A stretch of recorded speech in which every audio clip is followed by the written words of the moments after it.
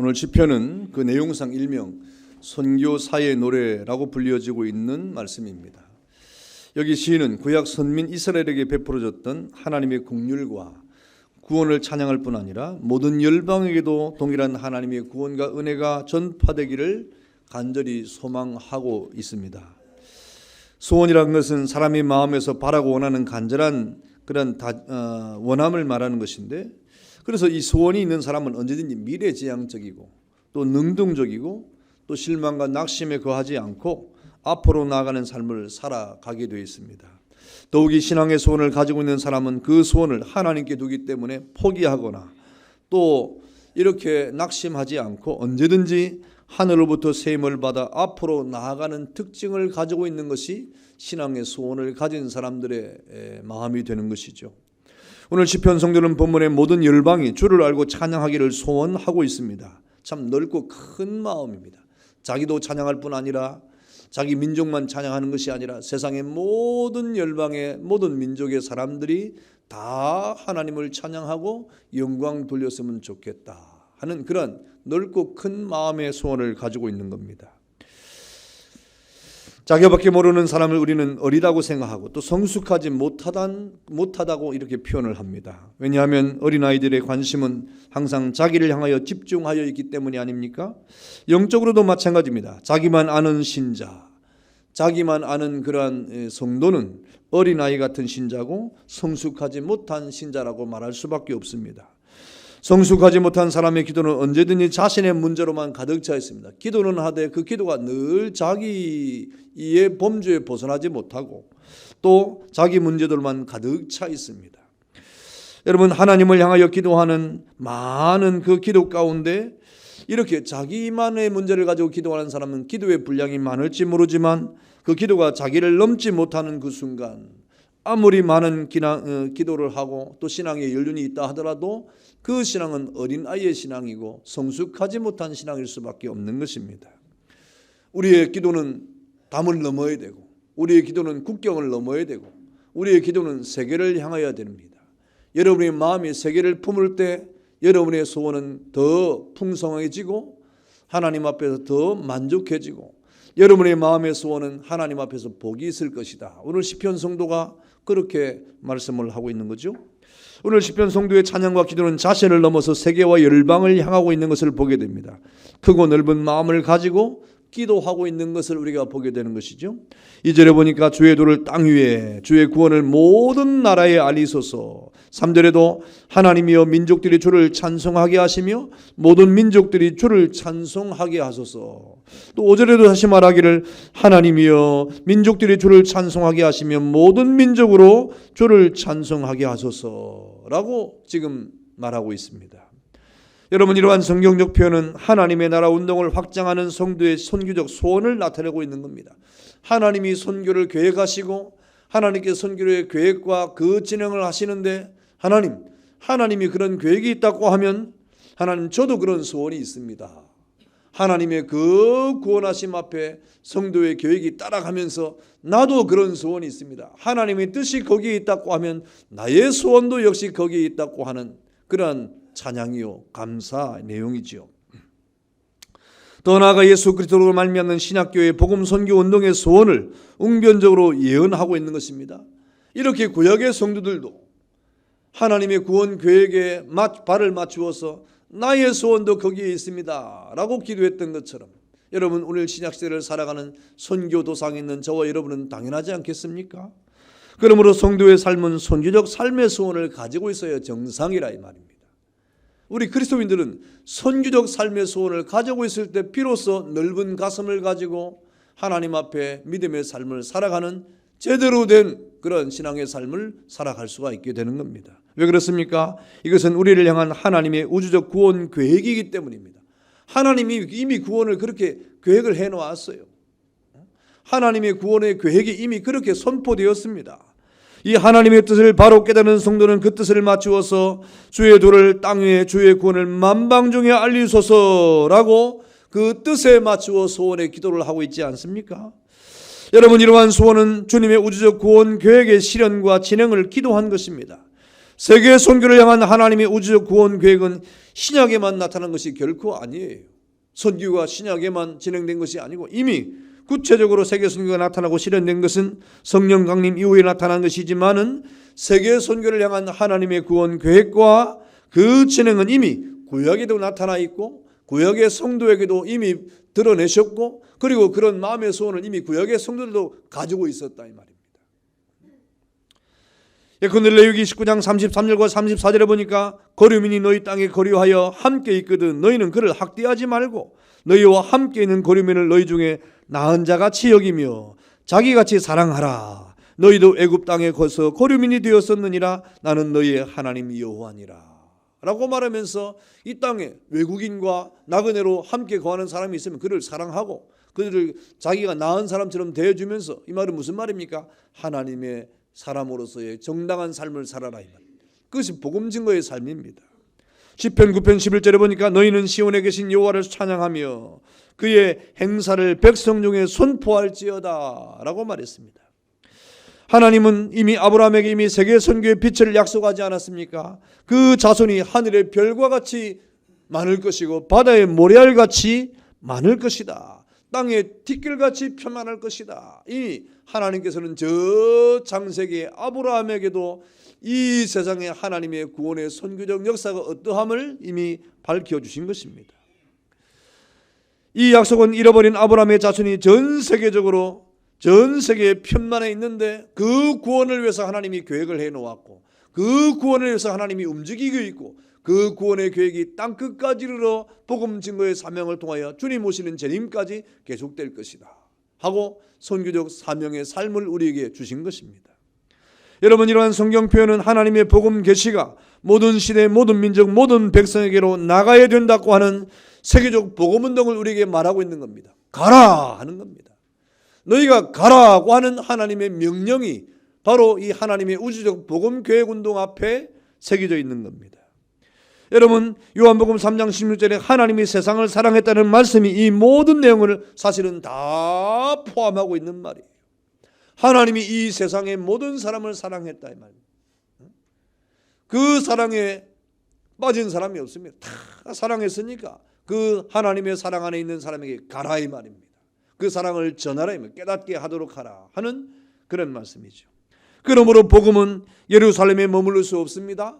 예루살렘에서 유다로 나가야 되고 유다에서 사마리아로, 사마리아에서 땅끝까지 나아가고 확산되어야 하는 것이 바로 복음인 것입니다. 복음은 여러분 안에 머물러 있으면 안 됩니다. 하나님의 복음은 여러분 안에 머물러서 여러분 안에서만 기쁨이 있고 여러분 안에서만 즐거워하고 여러분 안에서만 우리에게 이 환희와 기쁨을 주는 복음이 되어서는 안 된다 이 말입니다. 머무르는 복음은 절대로 생명력이 없는 복음이에요. 그러므로 그 복음이 예루살렘과 유다와 사마리아 땅 끝을 향하여 나아가고 진행했던 것처럼 여러분 안에 있는 복음이 여러분 밖으로 나가서 여러분의 가정과 이웃과 그리고 세계를 향하여 소원의 마음을 가지고 복음 증거의 삶을 살아라고 하나님이 말씀을 하고 있는 겁니다. 그런 소원을 가지라 이 말이죠. 여러분, 이것이 바로 하나님이 우주 만물을 향한 선한 계획이고 그리고 존재하는 역사의 본질적 의미예요.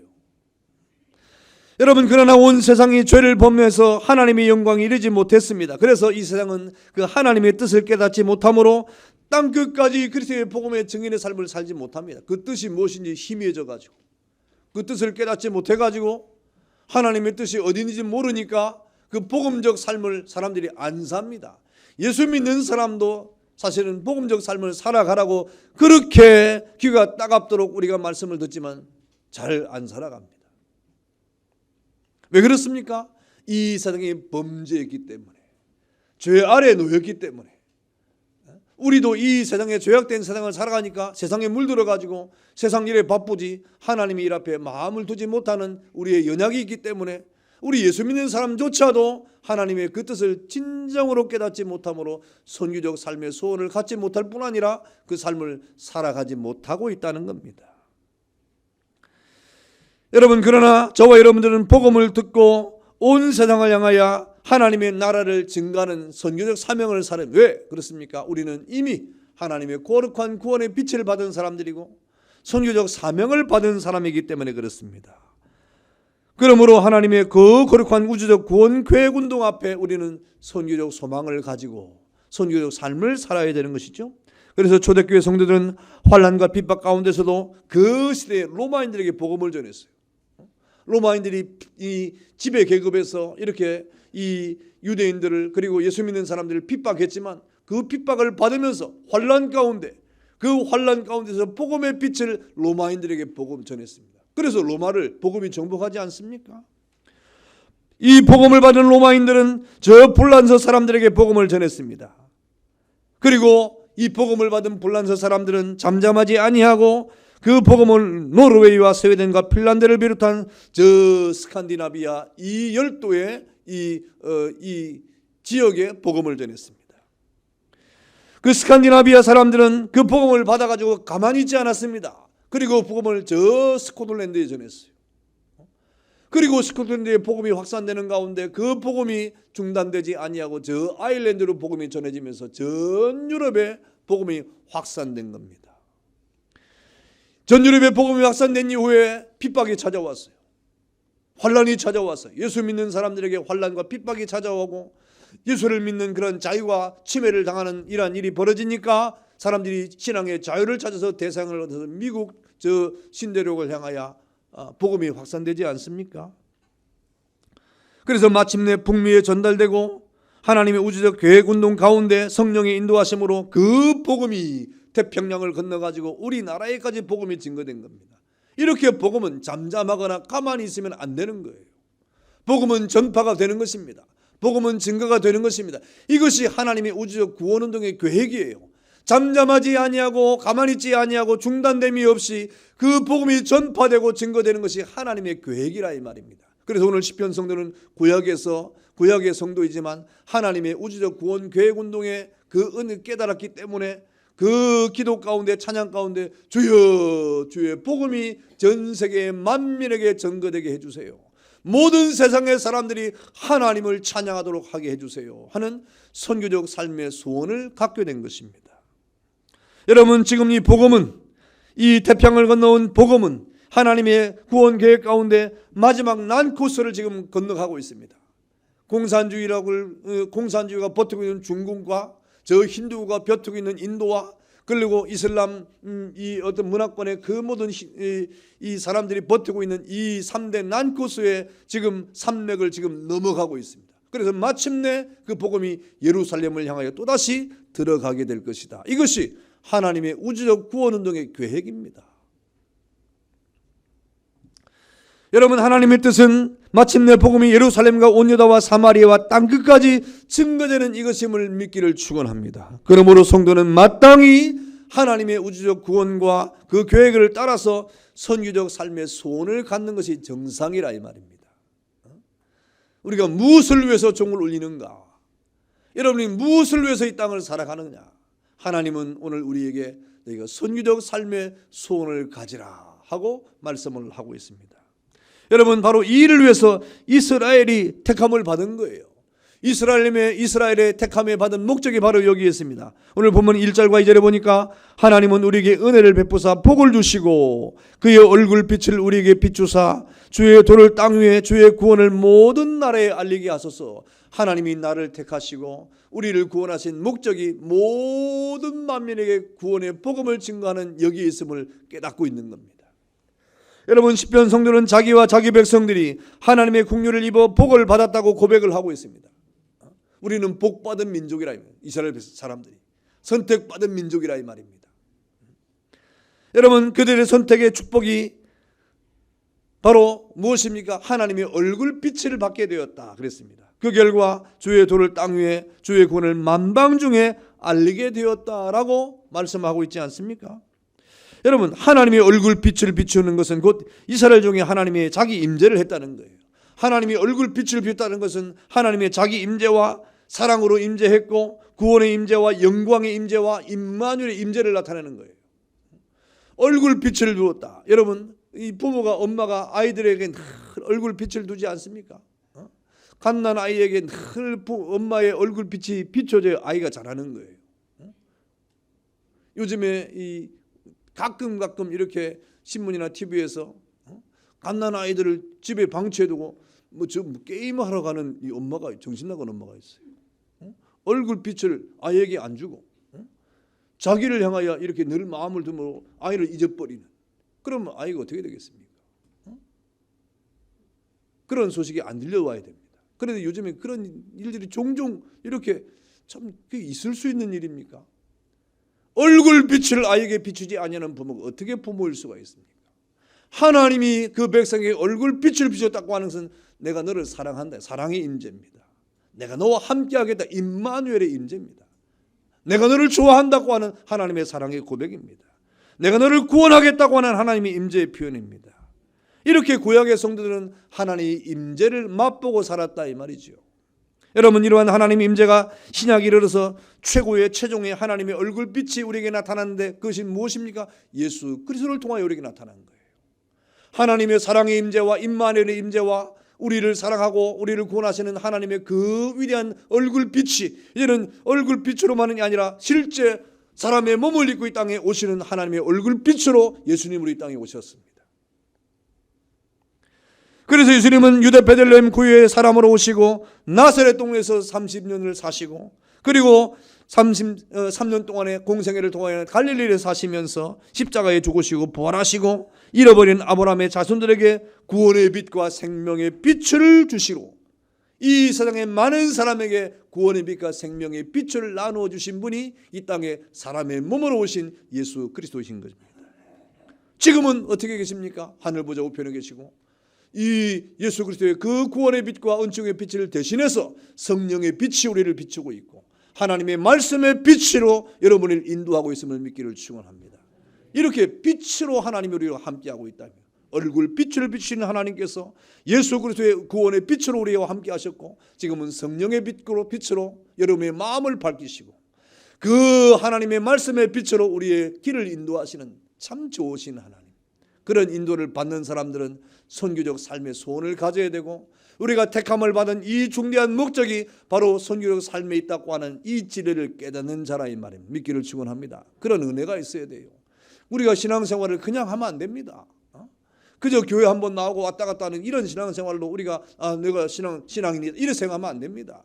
적어도 삶의 목적을 분명히 깨달아야 되고 우리의 삶의 수단이 도대체 무엇인가를 분명히 깨달아야 되는 그런 우리의 소망이 있지 않겠습니까?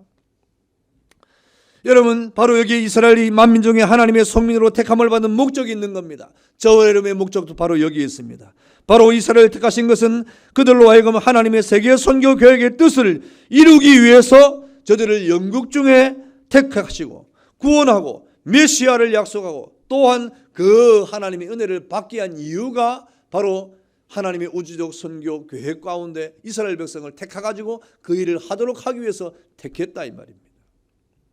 여러분, 이스라엘은 하나님의 얼굴 빛을 본 민족입니다. 그 결과 그 빛을 비추는 세계 선교의 종주국이 되었고 세계 선교의 센터가 되지 않았습니까? 이제 그 빛을 여기 우리가 받았습니다. 우리가 이제 그 빛을 비춤을 받았어요. 빛으로 오신 예수 그리스도로 인하여 구원의 빛을 받은 우리가 이제 그 구원의 빛을 증거하도록 택함을 받았다. 우리가 그 빛을 비추도록 택함을 받은 것입니다. 여러분, 여기에 오늘 주의 얼굴빛을 받은 우리의 존재 의미와 목적과 가치가 있는 거예요. 하나님이 우리에게 구원의 빛을 괜히 비춰줬겠습니까? 여러분, 우리가 어두운 길을 갈 때 괜히 빛을 비춰주겠어요? 우리가 갈 길에 대한 목적을 분명히 알리도록 하나님이 빛을 비춰주는 겁니다. 그래서 우리 신자들은 이 세상을 향하여 살아갈 동안에 성경이 말하기를 너희는 세상의 빛이요 세상의 소금이라고 말한 겁니다.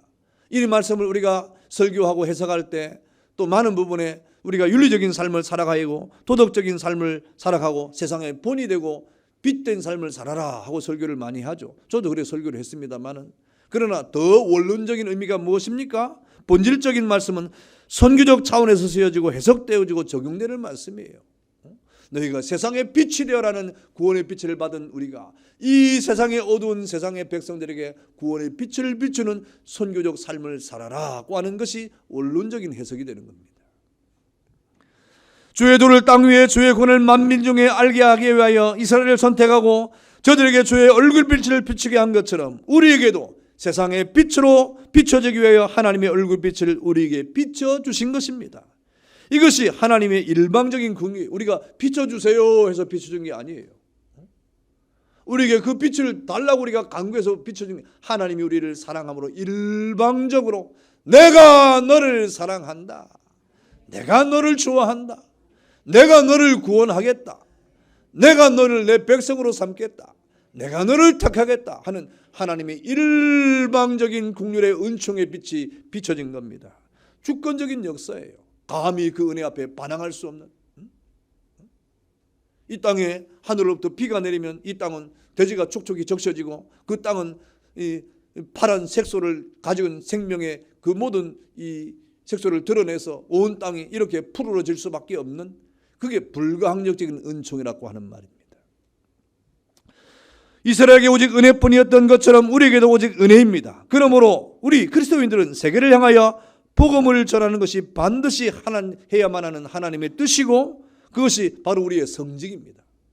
목사만 성직이 아니고 우리가 성도는 다 성직을 받은 사람이에요.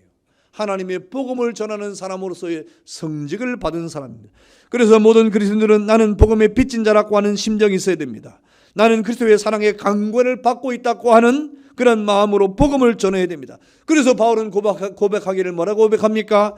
복음을 전하지 아니하면 내가 화가 미칠 것이다. 왜? 하나님의 뜻이 거기에 있으니까. 하나님의 뜻대로 살지 않으면 내가 하나님 앞에 두렵다 이 말입니다. 그를 깨달은 사람이 바울이었어요. 우리가 가만히 아무 생각도 없이 이렇게 세월이 흘러가는 것처럼 이 땅에 흘러가는 사람처럼 살아가면 안 된다. 하나님의 뜻이 무엇인지, 그 뜻 앞에 우리가 어떤 삶을 살아야 되는지 그걸 분명히 깨달을 때 우리의 삶의 의미와 가치와 목적이 생기는 거예요. 의미 있는 삶을 살아가게 되는 겁니다. 하나님께서 우주적인 구원 계획을 위하여 이스라엘 백성을 택하셔 세우신 것처럼 지금 이 시대에 펼쳐지는 하나님의 우주적 구원 운동을 위해서 우리를 택하신 것입니다. 그러므로 복음 선교에 대한 소원과 열정은 내가 하나님께로부터 택함을 받았다고 하는 이 확실하고 분명한 결과론적 증거예요. 선교적 삶을 사는 사람들은 하나님 앞에 내가 택함을 받았다고, 왜? 선교적 삶을 위해서 택함을 받았다는 그런 분명한 목적이 있는 사람입니다. 그래서 우리는 가든지 보내든지 두 가지 삶 중에 하나를 선택할 수밖에 없습니다. 선교적 삶을 이렇게 살아가는데 여러분이 선교를 위해서 힘을 안 쓰려면 선교를 가세요. 그러면 간단합니다. 안 가려고 하거든 보내기는 해야 될 거 아니에요. 가든지 보내든지 둘 중에 하나는 해야지. 이것도 안 하고 저것도 안 하면 어떻게 하겠다는 말입니까? 하나님의 뜻이 나타나는데 그 뜻 앞에 아무 행동도 하지 않는다고 하면 도대체 우리의 삶이 어떤 삶이라 이 말입니까? 우리의 모든 삶이 선교적 삶으로 재창조되었기 때문에 우리는 가든지 보내든지 해야 됩니다. 그러므로 우리의 그리스도의 복음을 위해 택함을 받은 자로서 우리 모든 성도들은 선교적 삶의 소원을 가지고 그 삶의 목적에 우리가 택함을 받았다는 사실을 기억하고 깨닫는 은혜가 있기를 축원합니다. 이것이 이스라엘 삶의 동기와 목적이 되었습니다. 우리 3절과 5절은 반복하기를 하나님이여 민족들이 주를 찬송하게 하시며 모든 민족으로 주를 찬송하게 하소서 그랬습니다. 이러한 이스라엘의 간절한 소원은 민족들 모든 만방의 성도 열방들에게 주를 찬송하게 하게 함에 있다 그랬습니다. 우리는 이러한 성도의 소원이 바로 우리의 삶의 동기와 목적과 그 모든 삶이 일치돼야 됩니다. 우리 시편 성도가 그런 삶의 목적을 가지고 살았던 것처럼 우리도 그렇게 살아가야 된다 이 말입니다. 여러분, 우리가 선교하게 되는 동기와 목적이 두 가지인데요. 하나는 구령입니다. 소극적으로 예수 믿으세요. 세상의 모든 사람을 향하여 예수 믿으세요라고 전하는 게 구령이에요. 이게 적극적인 게 아니에요. 예수 믿으세요 전하는 것이 그렇게 대단하게 적극적인 삶을 사는 게 아닙니다. 소극적인 최소한의 우리의 삶이 바로 그것입니다. 예수 믿으세요. 예수 믿으세요. 예수 믿으세요. 이것도 못하면 안 되잖아요. 이거는 최소한의 우리 예수 믿는 사람들이 이 땅을 살아가는데 구령운동의 최소한의 우리의 성도의 삶이 예수 믿으세요 하는 거예요. 그보다 더 적극적인 것이 무엇입니까? 이것이 사실은 우리 성도의 궁극적인 삶의 목표인데 그것은 하나님을 찬송함에 있다. 다시 말하면 여러분의 인생의 삶을 통하여 하나님을 기쁘시게 하는 그런 일입니다. 여러분, 그 결과 저들에게는 하나님의 얼굴을 보는 복이 있다고 말하고 있습니다.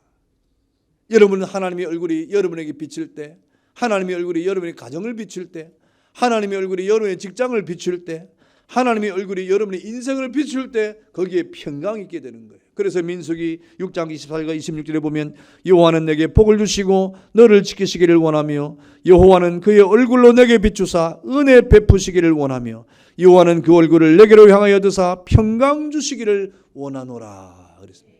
여호와의 얼굴에 비춤을 받는 사람, 그것이 개인이든지 가정이든지 여러분의 삶이든지 그 안에 평강이 있게 된다 이 말이에요. 여러분, 아이들에게 가장 보고 싶은 얼굴이 부모 얼굴 아닙니까? 갓난 아기가 이렇게 응애응애 울다가도 그 엄마 얼굴을 보면 평안을 찾잖아요. 하나님의 얼굴에 비춤을 받을 때 여러분의 삶에 평강이 있다 이 말입니다. 그게 복이에요. 그게 복이에요. 그럼 얼굴만 보고 있으면 복입니까? 아이고 참, 어머니가 아이들의 얼굴을 보고 있을 때 그 아이의 얼굴을 보고 뭐가 필요한지 다 알잖아요. 배가 고픈지 아니면 뭐 응가를 했는지 뭐 다 알잖아요. 그러니까 그 모든 것을 아시기 때문에 알아서 다 해주잖아요. 하나님의 얼굴의 빛을 보는 자에게 하나님의 은혜의 평강이 임하게 되는 겁니다. 여러분, 우리의 선교적 삶의 동기와 목적이 결국 사람에게 있지 않고 궁극적으로 하나님의 영광에 있어야 한다는 사실입니다. 하나님의 영광을 위해서 우리가 살아가야 돼요. 여러분의 삶의 목적이 하나님의 영광, 우리의 삶에 우리가 직장 생활을 어떻게 할까? 내가 돈을 얼마나 벌까? 벌어서 집을 몇 채나 살까? 이런 데 삶의 목적이 있는 것이 아니라 하나님의 영광을 위한 목적을 살아가면 하나님께서 이 모든 것에 필요한 대로 더해 주시는 복이 있다 이 말입니다. 믿기를 축원합니다. 그것을 맛을 봐야 아는데. 여러분, 이렇게 우리가 선교적 삶의 소원을 가지고 그 땅을 살아가면 그 결과는 무엇입니까? 축복입니다. 우리 6절에 보니까 다 같이 읽어보세요. 6절에 시작. 땅이 그의 소산을 내어 주었으니 하나님 곧 우리 하나님이 우리에게 복을 주시리로다 그랬습니다. 선교적 삶의 소원을 가지고 실천하는 자들에게 임할 축복을 말하는 거예요. 선교적인 삶의 소원을 가지고 실행하는 사람들, 실천하는 사람들에게 하나님이 복을 주신다 이 말입니다. 이 복은 어떤 복이에요? 물질적 축복이에요. 왜? 하나님이 물질적 축복을 줘야 그것을 통해서 선교적 삶을 살아갈 거 아닙니까? 이 땅에 복음 증거의 사명을 위해서 파송된 우리 전 세계의 선교사님들에게 선교비를 우리가 보내줘야 되기 때문에 여러분들이 그 복을 받아야 그 선교가 가능하지 않겠습니까? 그래서 선교적 삶의 소원을 두고 그 삶의 소원을 가지고 실행하는 자들에게는 하나님이 복을 주시겠다고 약속하시는 겁니다. 또 7절도 읽어보세요. 7절도 다 같이 시작. 하나님이 우리에게 복을 주시리니 땅의 모든 끝이 하나님을 경외하리로다. 이게 영적인 축복입니다. 그렇게 선교적 사명의 소원을 가지고 이 땅을 살아가면 곧 영생의 복이 우리에게 임하는데 하나님의 은혜 가운데 이 영생의 복이 우리뿐만 아니라 우리의 이웃과 가정과 그리고 세계 모든 민족에게 이렇게 확산이 된다는 것입니다. 여러분, 선교는 결과적으로 자신과 이웃에게 축복을 가져오는 것입니다. 이유는 사도행전 2장 35절에 보니까 주는 것보다 뭡니까? 받는 것이 복이 있습니까? 주는 것이 받는 것보다 복이 있기 때문에 그렇습니다. 그러니 우리가 하나님 앞에서 여러분의 인생을 통하여 자주 나누어 주는 사람이 복 있는 사람이에요. 성도 여러분, 저 여러분은 그리스도 안에서 새로 지음받은 피조물입니다. 그리스도 예수 안에서 선한 일을 위해서 우리가 지음받은 사람이 아닙니까? 너희는 하나님 앞에서 선한 일을 위해서 하나님의 친백성이 되기 위해서 우리가 지음을 받은 새로운 피조물이 된 것입니다. 다시 말하면 우리는 하나님 앞에 하나님의 얼굴의 빛을 본 자들입니다. 그 결과 우리 자신이 살았고 우리의 존재와 의미와 목적과 가치관을 바르게 설정했는데 그것이 바로 선교적 삶의 소원이다. 선교적 삶의 소원을 가진 자가 자기 인생을 바르게, 자기 삶의 목적을, 가치를 바르게 세워가는 사람입니다. 여러분들의 광명은 올해 땅끝까지 그리스도의 증인이 되는 교회라는 표를 받았어요. 이건 제가 늘 말하지만은 이거는 올 한 해만의 표는 아닙니다. 사실은 우리 모든 성들이 우리 교회가 주님 오실 때까지 가지는 그런 표예요. 그러나 특별히 올 한 해 동안에 더 마음을 가져야 된다 하는 의미를 가지고 우리가 땅끝까지 그리스도의 복음이 그리스도의 증인이 되는 교회 그랬습니다. 여러분, 그럼 우리는 부지런히 열심히 전도하고 선교운동을 하고 선교적 삶의 소원을 가져야 됩니다. 우리의 성교적 삶의 소원을 가지든지 보내든지 둘 중에 하나는 해야 되는 것입니다. 이것이 우리의 삶의 중심의 기도여야만 합니다. 또 우리가 그렇게 기도해 왔습니다. 원래 우리는 우리 가정과 이웃을 향한 전도의 불길이 일어나야 하고 우리가 전도와 선교에 마음을 두고 이렇게 하나님 앞에 살아가야 됩니다. 제가 금요일도 말했지만 이 표는 여름 행사가 끝나면 늘 연말을 준비하고 다음 해를 준비하는데 다음 해 표는 무엇으로 할까? 이것이 목사의 고민이에요. 간단한 것 같지만 성경 66권 가운데 뭘 하나를 정해야 되는데 이걸 정한 거예요. 그 마음을 정하고 목사가 그 마음을 정해서 이렇게 표를 정했다고 하는 것은 우리 교회가 그렇게 마음을 정했다 이 말입니다. 여러분이 또 기도하고 있는 것 아닙니까? 그렇게 우리가 마음만 그렇게 먹었는데 하나님이 우리에게 마음을 열어주어 가지고 우리가 지금 새해 첫째 주, 둘째 주 지났는데 여러분 주보에 보면 우리 새로운 성도가 몇 명 기록되어 있습니까? 벌써 4명이 기록되어 있어요. 4명이 기록되어 있어요. 4명이 새로 왔다 이 말입니다. 할렐루야. 우리가 마음만 하나님 앞에 정하고 우리 마음만 먹으면 하나님이 너무 좋아가지고 하나님 마음을 확 열어버립니다. 올 한 해 하나님 앞에 우리가 전도와 선교의 마음을 열 때 하나님이 부어줄 축복의 은혜를 여러분 기대하시기를 축원합니다. 여러분 선교도 마찬가지입니다. 그동안 우리는 단도 선교사를 보내게 해달라고 기도를 얼마나 많이 했습니까? 이제는 결실을 맺어야 돼요. 그만큼 기도했으면 이제는 결실을 맺어야 돼요. 그래서 우리를 올 한 해 하나님 앞에서 선교사 한 분을 책임을 져야 됩니다. 기도했으니까 이제 책임을 질 때가 되지 않았습니까? 우리는 올 한 해 선교사 한 분을 책임을 져야 되는데 여러분 소원이 있는 곳에는 열매가 따라오게 되는 겁니다. 그래서 여러분 우리 모든 교회가 하나님의 전 교인이 오해 선교 헌신 예배를 드리는 것처럼 전 교인이 선교 회원이 되어야 돼요. 전 교인이 신학교 회원이 되어야 됩니다. 그리고 외쳐야 됩니다. 하나님이여 죄들을 땅 위에 죄의 구원을 만방에 알리소서. 하나님이여 민족들로 주를 찬송하게 하시며 모든 민족들로 주를 찬송하게 하옵소서. 전도와 선교가 우리 광명인의 소원이 되고 삶의 원동력이 되게 하옵소서. 이런 선교적 삶의 소원이 저의 소원이 되고 여러분의 소원이 되고 우리 교회의 소원이 되기를 축원합니다. 이러한 선교적 삶의 소원이 계속될 동안에 하나님의 뜻이 하늘에서 이루어진 것 같이 땅에서도 이루어질 것을 믿기를 축원합니다.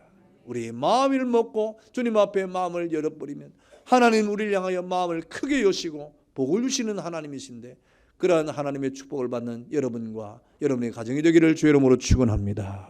다 같이 한번 기도하겠습니다.